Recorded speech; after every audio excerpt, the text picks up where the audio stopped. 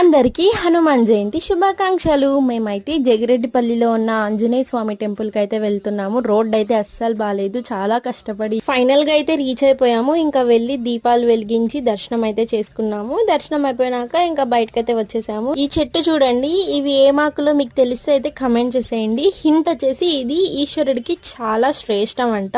ఇంకా బజ్జీలు తినేసి మన హనుమాన్ వాహనాలు అయిన కోతులకైతే మన ఫ్రెండ్సే కదండి, వాటికైతే బిస్కెట్స్ వేసేసి రిటర్న్ అయితే పులమతి ఇంకో ప్లేస్ అన్నమాట. అక్కడ కూడా టెంపుల్ ఉంది. టెంపుల్ అయితే వచ్చేసింది.